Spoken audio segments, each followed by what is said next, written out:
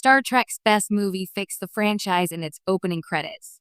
When a franchise runs as long and as wide as Star Trek, it's not easy to pinpoint the exact moment when it feels like it's reborn. Some argue The Wrath of Khan saved the film series after the motion picture's sluggish reception. Others point to First Contact as the movie that revitalized the Next Generation crew. But for many fans, the most important rebirth didn't happen in a climactic space battle or a rousing speech from Captain Kirk or Picard. It happened before the story even began. Star Trek 2009, J.J. Abrams' reboot fixed the franchise in its opening credits. A franchise in trouble. By the time the mid-2000s rolled around, Star Trek had lost much of the mainstream momentum that once made it a cultural juggernaut. Enterprise had been canceled, the TNG-era movies fizzled with a critically panned nemesis, and Paramount faced the difficult question: was Star Trek still relevant? For decades, Star Trek thrived on television, slowly building its mythology across hundreds of hours. But the cinematic side never quite found the same magic, except for rare moments like Wrath of Khan and First Contact. The problem wasn't just about declining ratings or poor box office numbers. It was tonal. Trek had grown heavy with its own history, its continuity, and the burden of meeting fan expectations. What it needed was a new energy, a new presentation, and Star Trek 2009 delivered it instantly, even before the first scene of the USS Kelvin. The importance of the opening credits. Movie openings matter. They set the mood, the tone, and the promise of the story. With Star Trek 2009, J.J. Abrams and composer Michael Giacchino crafted an opening credits sequence that was less about names on a screen and more about a mission statement. This is Star Trek, but like you've never seen or heard it before. From the first notes of Giacchino's score, there was both reverence and reinvention.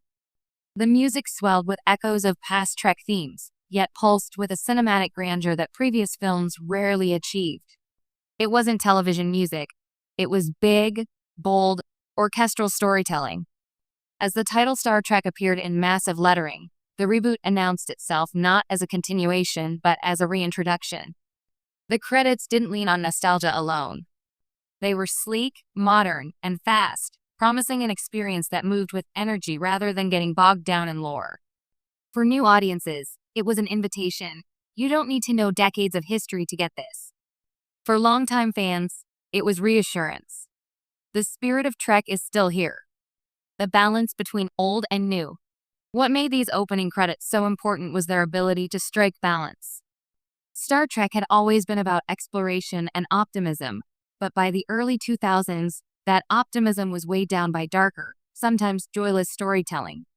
The opening of Abrams' film brought back a sense of awe. It said, "This is fun again."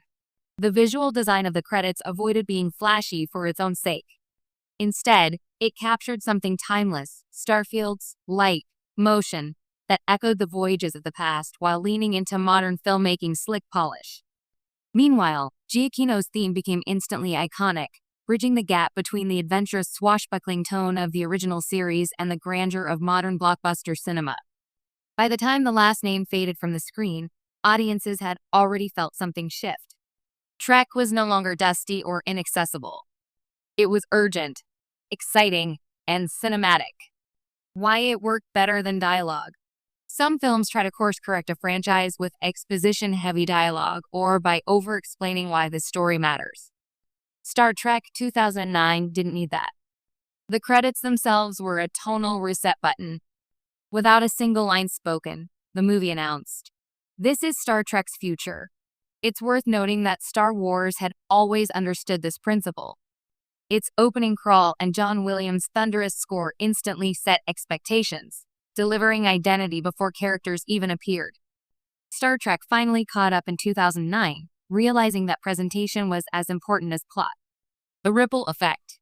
That opening credits sequence didn't just fix one movie, it helped reset the franchise. Audiences left theaters buzzing not just about Chris Pine's Kirk or Zachary Quinto's Spock, but about how Star Trek felt new again. Suddenly, Trek wasn't just for fans, it was for everyone. The revitalization carried forward.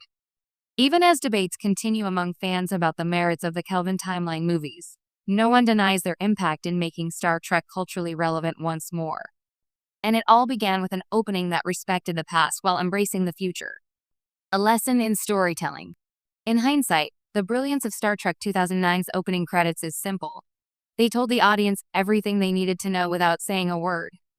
This was still the same vision Gene Roddenberry had dreamed up in the 1960s, but polished minutes of music and